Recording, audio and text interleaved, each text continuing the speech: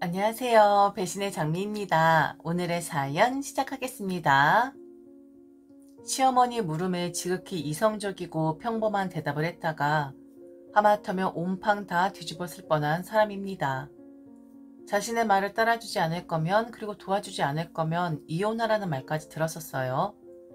한 자식 이혼시킬 위기에 처했는데 다른 자식 이혼시키지 말라는 법 없다면서 이판사판 공사판이니 얼른 자신의 말을 따르라고 하는데 기가 막힌 이야기가 될 겁니다. 저도 제가 이런 일을 당했다는 게 믿겨지지가 않는데 시자니깐 가능하더라고요. 코너에 몰리니까 그냥 닥치는 대로 할 수 있는 대로 떼쓰고 억지 부리는 거 말이죠.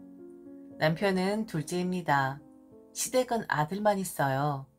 사는 거 대부분 비슷했고 아직 막내 도련님은 결혼을 하지 않은 상태지만 최근에 혼담이 좀 오갈 것 같은 분위기긴 했었습니다. 그런데 그 혼담 쏙 들어가 버렸죠. 저희 집안, 시댁, 그리고 형님네 집안, 이 세 집안의 싸움이 벌어지게 되었거든요. 시어머니 말처럼 완전 공사판 수준인데 무슨 결혼을 할 것이며 다들 그땐 신경도 쓰질 못했었습니다. 각자 자기들 말 하느라 말이죠. 무슨 말이냐 하면 사는 거 다들 비슷했지만 형님네가 몇 년 전에 좀 무리하게 투자를 좀 한 적이 있었습니다. 그런데 얼마 전 기사를 보니 저희 형님네와 똑같은 이야기를 하는 사람을 봤었네요.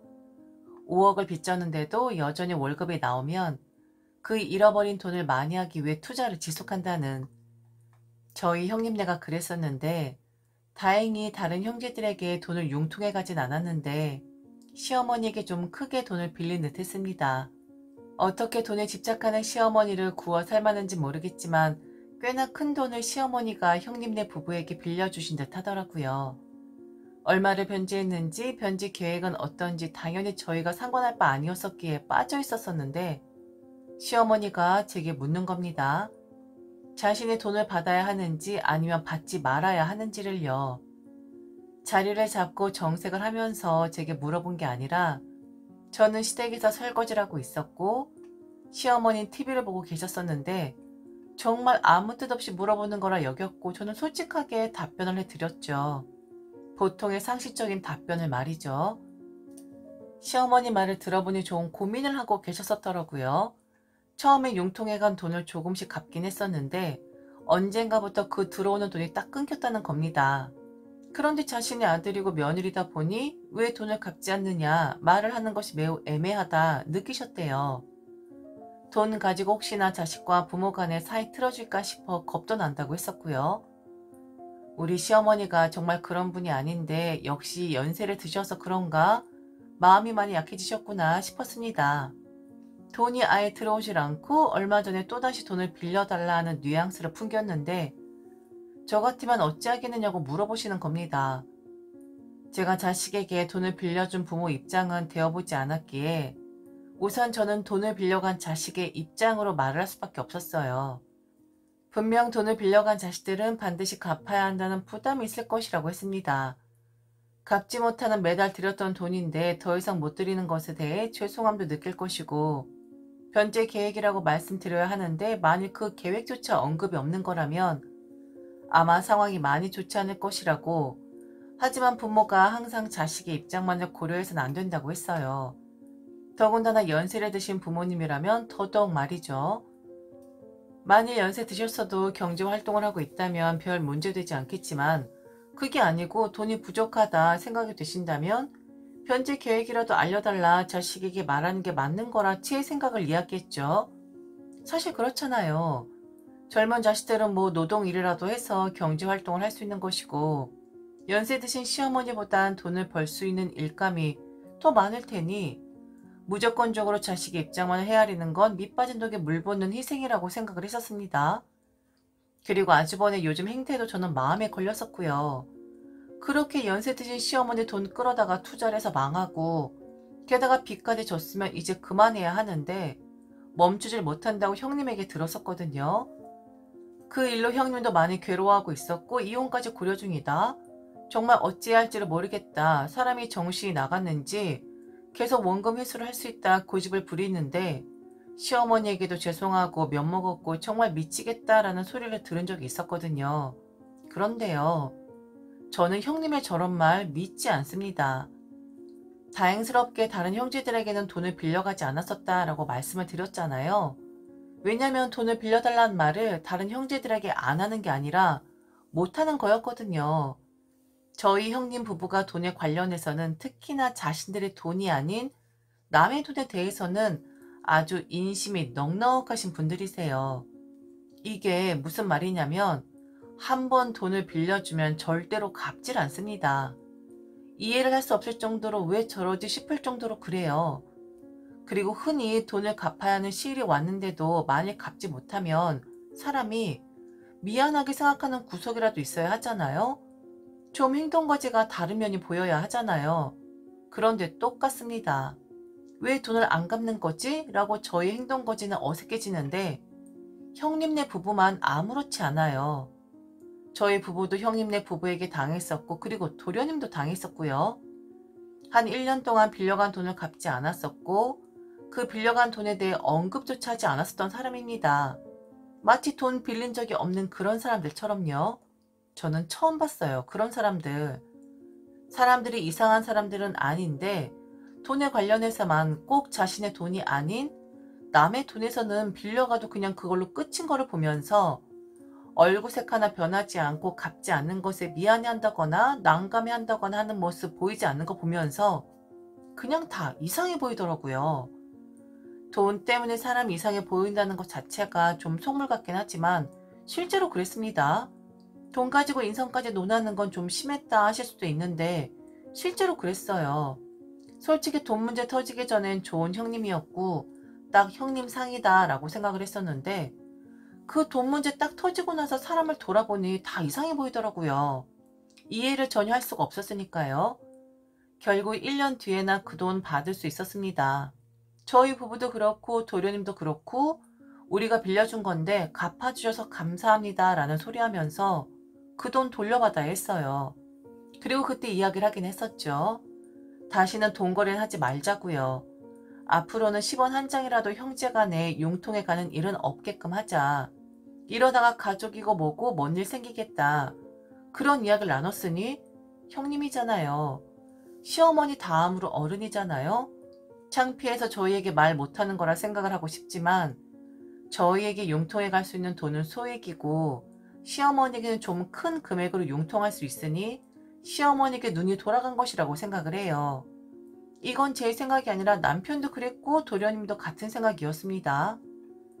같이 사는 도련님이 시어머니 말린 것으로 알고 있는데 결국 큰 자식이니까 돈 해주신 거고 몇 달은 꼬박꼬박 이자까지 쳐서 돈 들어왔다 하니 왜 그렇게 큰형을 못 믿는 거냐고 타박을 들었었다고 했어요. 그나마 정말 다행이라고 생각을 했었어요.